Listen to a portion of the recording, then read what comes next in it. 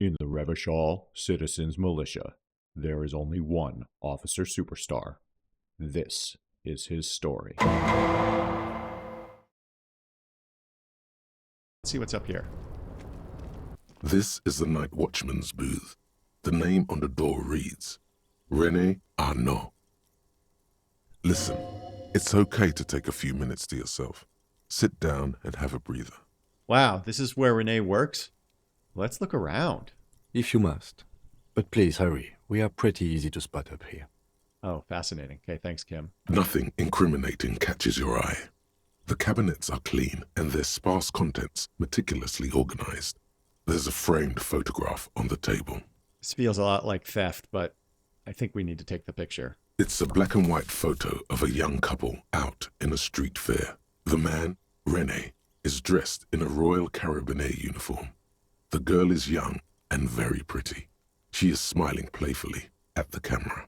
I wonder if René is so bitter because he lost his wife. That would be horrible. Why did you take that picture of René? I'm going to ask him about it. You're really interested in that old soldier. Not sure I understand your fascination, but sure, as long as it doesn't take up a whole lot of time. Let's have a seat and rest since we were told by one of our internal voices to try it. The chair is not as austere as the rest of the booth. A thin grey pillow is attached to the seat, secured to the stiles by black ribbons. Let's breathe deeply. Stale air floods through your nostrils. Not a single mote of dust floats inside your lungs, though. The inside of the booth is immaculate. Very nice. Wow, he keeps it super clean. Let's search for a little something to help you out. The drawers are empty, save for old timesheets and receipts. One small box, however, does hold some cheap painkillers. They are slightly out of date. Let's read the side effects. Oh boy, where to start? Elevated risk of dementia, mini strokes, Prophet's disease, sudden death, hair death, erectile malfunction, critical flatulence, watery blood, black mucus, uncontrollable weeping, increased sensitivity to la opera, inoperable joint disorder, total spinal collapse. Those are some pretty substantial side effects. Like, critical flatulence seems like a problem, but isn't all blood watery? And increased sensitivity to the opera? What? Total spinal collapse. This is ridiculous. Maybe this was a bad idea. Yeah, let's not take those. You stand and exit the booth. We like drugs, but I don't think quite that much.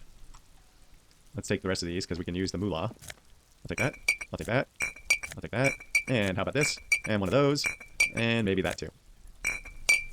Okay. Okay, where else can we go?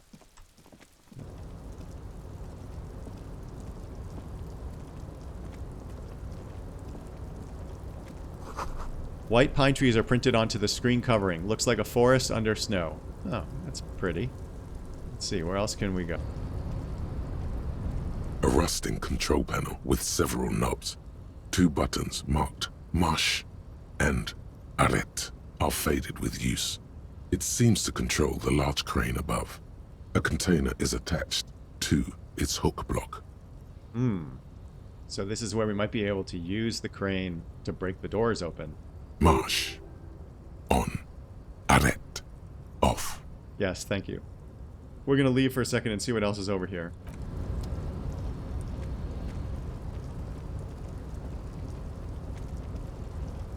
I don't remember what was in it. I think the blue thing was clothing before. I think it was glasses. Oh, we had a thought. Come here. The musk of oil and rust comes from the chasm in front of you. Smells like blood. Ooh, that's nasty. Oh, what's this? Found Ultra Series gloves. +1 half-light. Okay. Our current gloves are +1 electrochemistry. And this is half-light. Okay, let's just quickly summarize the two. So, electrochemistry has to do with go to party planet, love and be loved by drugs. And I think it's possible that Superstar is straying away from that now that he's sort of a little bit come to terms with his drama in the life before his amnesia. And so, in contrast, half-light is over here. It's also in physique, and it is let the body take control, threaten people. Maybe we switch to that. We seem to have to strut our stuff a little more, and the drugs are not helping. So why don't we do that for now? I wonder if we're going to find Evrart, the union leader, in here somewhere. Container, container, I'll turn you nice and red. Container, container, put the logos on. Is there somebody buying this stuff out from underneath White Pines? The lyrics to this container song are being made up as he goes along. Which I never would have guessed. The accent is so thick, it's impossible not to notice he's Ubi, from the vanishing peninsula of Ubisunt on Muindi. Container, container, used to be Wild Pines. Container, container, now belongs to Evrart. The tiny man is so engaged in his work, he doesn't notice you. I think as a cop, we need to interrupt him. Plus, it seems like Evrart is stealing all this stuff from White Pines. I wonder what his motivation is. Evrart, Evrart, Evrart, he looks after everyone. Huh? Well, hey there. How can I help you, mister? You're Ubi, right? Oh, yes. Born and raised in Arish, mister. People say us Ubis are up to all sorts of trouble with sheep and other animals and whatnot. I just want you to know there was never any of that where I come from. No, sir. Those are just nasty rumors. I don't really want to know what's going on with the sheep. I did see an episode of Top Gear where they saw a guy in the distance doing something we'll call inappropriate with a donkey. Thank you for clarifying that, sir. What's going on here? Look at the mountains of containers rising behind him. We have a 72% chance, and it's a red check. We better not fail. I will be pissed. The containers in the yard are green in Wild Pine's livery, and the mountains rising behind Leo is all red in Union colors. Mm-hmm. Evrart is trying to take possession of the entire harbor, it seems like. It's like some red infection was spreading outwards from the container yard's core. This looks like a massive redecorating operation, Kim. Yes, they are hiding it from the inside. All the red containers have the Debarders Union logo on them. Leo, has anyone told you why you need to change the covers? No, not really. Mr. Evrart doesn't tell me all the big things. Says I go and tell them to everyone. Yeah, probably you would.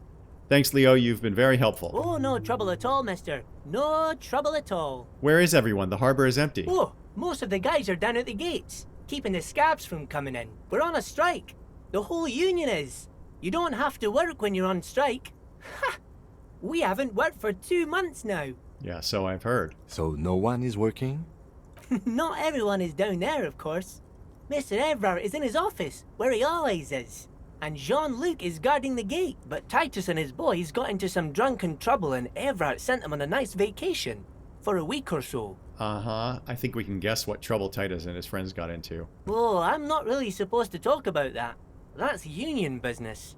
Oh, but he wants to. He smiles and leans closer. Him and his boys stirred up something in town. Probably drank too much and got into a fight or something. I heard Mr. Evrart telling them to take some time off. Don't go all bad cop on this simple, friendly fellow. We're not going to go bad cop. But what did they actually do? I guess the boys got a bit too rowdy and had to let out some steam. I don't really know the details. That's just how boys are, you know. I haven't been in a fight since I was in middle school. This guy has a great laugh. Easy, Leo. Let's keep this on the hearties. Look at him. It's not going to be anything useful anyway. Don't fight it. Better to go with the flow. Ah, so our choices are to hear about the fight that he got into or the Hardys. So clearly we're going for the Hardys because we're not going to beat this guy up and we don't care about his middle school fight. Too rowdy. Leo, what kind of fight did they get into? Did they kill a mercenary? Too late. Leo's mouth is still moving and the words are spewing forth. Words, words, and look, even more words. This guy could go on till the end of days. Oh gosh. Do you work here? I think we already know the answer to that. Let's see what he says, though. Yes, yes. Everybody needs a job, and this is mine. I'm Leonard, by the way. Leonard Bellick. But everyone calls me Leo. I'm like Mr. Everart's right-hand man when Mr. Edgar is out of town. And Mr. Edgar's right-hand man when Mr. Evrart is away.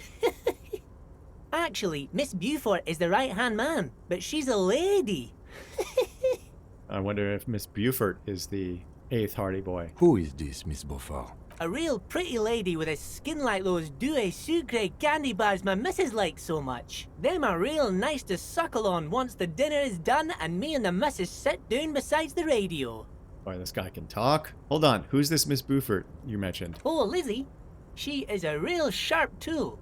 Mr. Evrart put her through some fancy school and everything, east of the river. 4 years she was gone, and when she came back, she was all fancy and lawyerly. Uh-huh, okay, so we've met Lizzie for sure. And she's clearly very loyal to Evrart because he paid for her to go to school. He respects that word. That's obvious. Law school?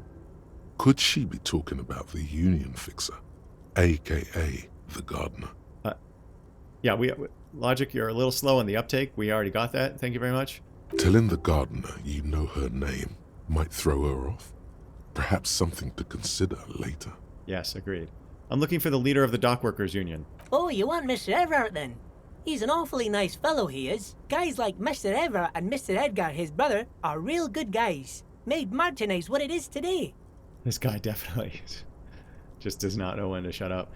Easy now, Leo. I just want to know, where can I find this man? Oh, Mr. Evrart is where he always is. In his office, of course. He points to the 2 joint containers on our right, which is probably the green thing we saw before. Okay, I'm off. Bye-bye Thanks, now. Leo. Thanks, bye-bye. Okay. Yep, this is probably it. Let's go see.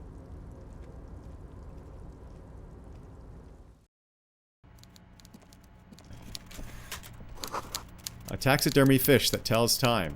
Okay, let's hit this dude up. Evrart. Before you is a walrus of a man seated behind a large desk.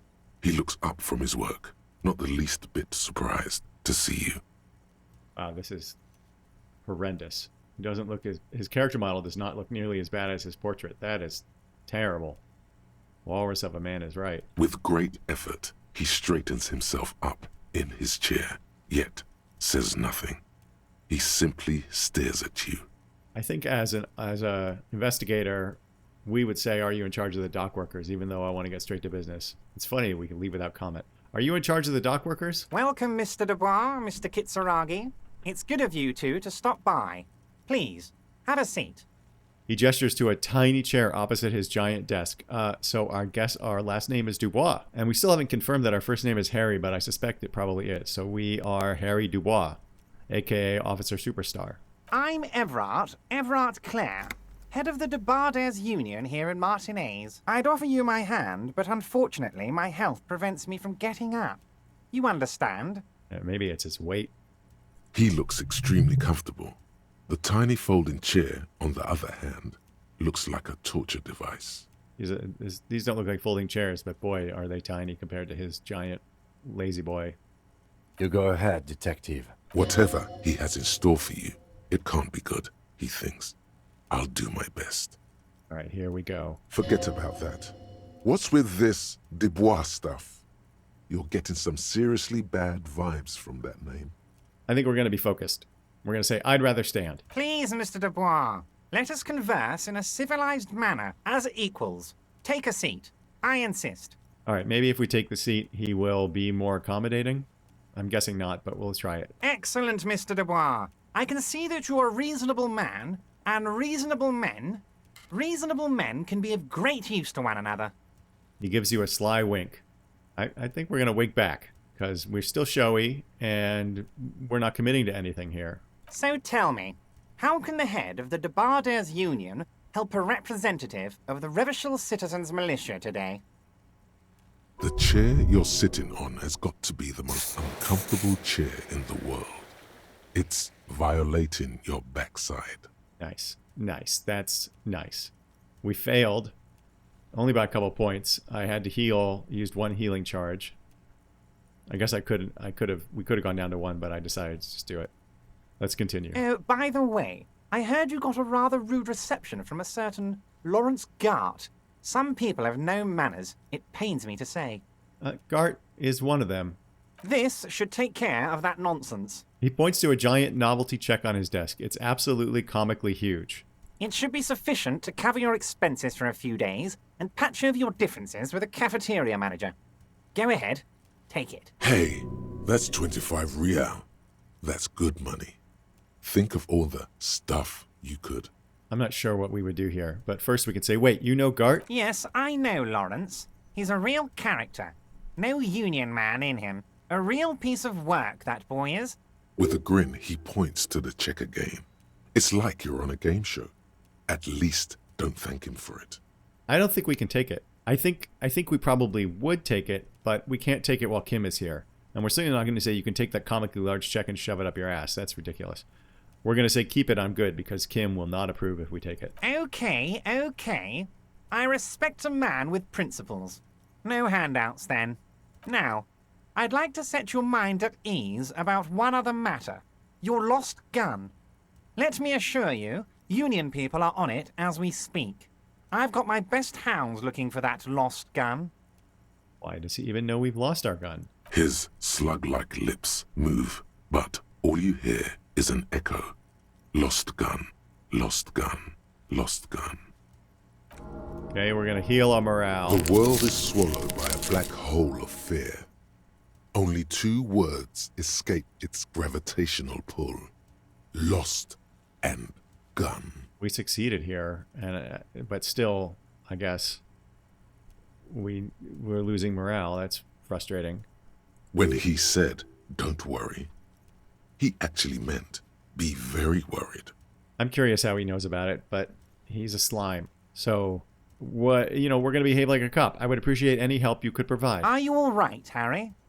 You seem anxious. Don't be. Everything's going to be all right. So we are clearly Harry Dubois. That is our name. It's not like you left it loaded. You didn't lose a loaded gun. Local children aren't out there playing with it right now, pointing it into their own mouths.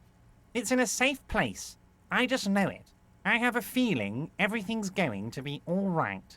We can do this choice, challenging composure check. Don't panic. We lose a total of 3, -2 because the chair is killing me, and -1 side effect spooks.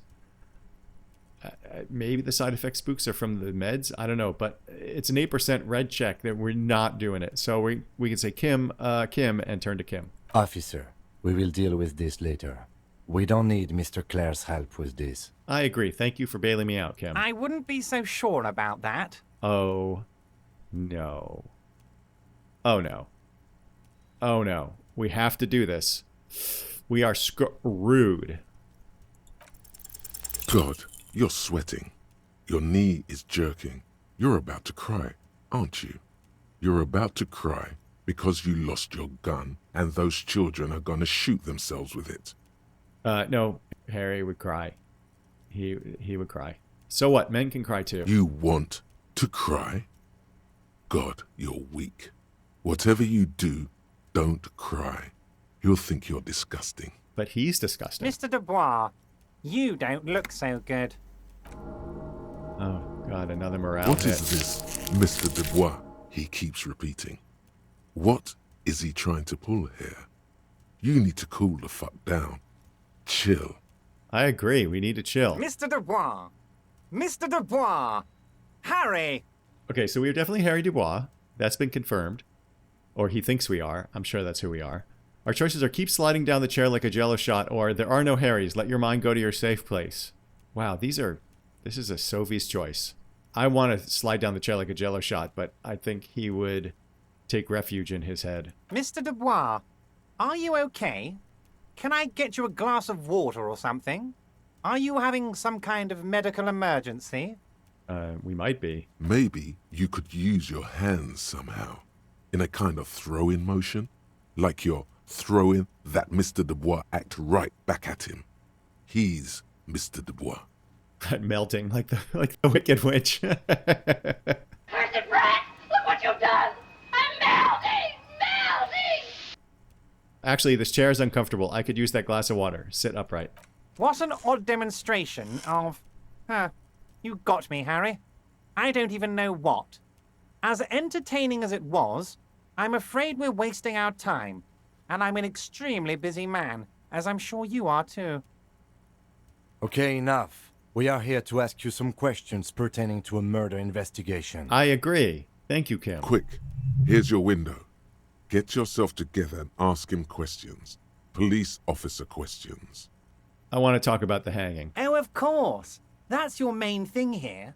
That's why you're in Martinez. I know everything that goes on around here, and I would love to discuss it with you. I mean, it's no secret that the lynching is connected to the strike. So much to talk about. Honestly, it's been weighing on me so heavily. I understand you need to interview me. We're just gonna let this blowhard keep talking. But there's a thing that's been keeping me up at night. I want to talk about the hanging. I mean, if we could just calmly talk, exchange information, we could blow this thing wide open. Uh-huh, and? Yes, that sounds good. Let's do that. Yes, let's. But I can't think straight with this thing weighing on me. You're police officers, aren't you? I have a crazy idea. You guys are basically door-opening machines. Incredibly talented at opening doors. I will say I've opened a few doors in my life. And I'm sure you're going to open this one with flying colours, Harry. This really is very simple, and there's nothing shady about it. People who don't want shady things done don't say, this is not shady. An excellent opportunity presents itself, sire. You could win the trust of the arch-liar, pretend to play into his hand. Then, should you wish, bend his efforts towards your own. Why don't you just open it yourself? Harry, I'm a very busy man, and more importantly, I don't have that extraordinary physique you do. You look like you could run around all day. We don't have extraordinary physique, although we do spend a lot of time running. You want to send someone a message that the police are working for you. I repeat, I'm a very, very busy man, Mr. Kitsuragi, and therefore I must occasionally enlist outside help. So what will it be, Harry? Whose door is it? Oh, no one's. It's just a weasel. A weasel lives there. Nothing for you to worry about. What do you mean by weasel? A loud blabbering weasel. When weasels feel no one is watching, they start acting foolishly. Just go there, unlock the door, and leave it open. It's been such a burden on me, Harry. I just want this to be over so I can discuss business with you. I bet you don't even know anything about them, René. Harry, my dear friend, I am what people call a local bigwig. I know everything that goes on in Martinez. I don't think Harry would do it. He's not a scum cop. In fact, he's the opposite of that. He's had 216 cases closed and killed only 3 people. I can't accept this thing. We're going to refuse the task. And it says for now, so maybe we can do it later. Of course, Harry, I understand. But if that's the case, I don't think we'll ever find your gun. Even worse, we won't be able to speak like equals about the murder. So maybe we'll come back to him later. Perhaps this was just bad timing for you. Know that you can always come back to me. I really hope you do. For your sake, my sake, and for your gun's sake too. This guy is such a scumbag. Yes, we both understand what you meant. Yes, we did, Kim. Thank you. This may be the only way, he thinks. I won't hold it against you. In fact, we probably should reconsider later. Could you help me get a dead body down from a tree? You might have noticed there's one hanging on a tree behind the hostel cafeteria. Oh my. Don't take this question personally, but why would I get involved in this matter? Because it's your people that hang the guy. Mr. Clare, the man was hanged with a cargo belt. A steel-reinforced cargo belt. It's safe to assume the Union had something to do with the murder. Besides, getting the body down would benefit all of us. It's a stain on the neighborhood. Say nothing. I can certainly see how having him up there might start affecting some real estate values. But of course, all joking aside, I am going to help you. He picks up the handset of a radio phone to his right, then clicks a button. Jean-Luc, the cop who bested you in physical combat is here, and he has a little dead body in a tree problem. Namely, he needs it to be taken down. Please extend him this courtesy. All right, Measurehead, get on it. You can find Luke down at the gates, but you already knew that. Anyway, he's going to help you, now that he's back on his feet. Let's leave here. We'll do these things later after we check out the body. This opens a lot of doors for us. Evrart, I'm going to leave now, but we might talk again later. Wait. You need this to get in and out through the gate. Thanks. I was wondering how I'm supposed to get out. Here, you're one of us now. A real red and white Union man. Take care, Harry. I'm not sure we're one of them. Well, we're going to leave it here today. Come back next time when we will hopefully take down the body. Please remember to give the video a thumbs up if you like what I'm doing. Also, make sure to spay or neuter your pets, but not both.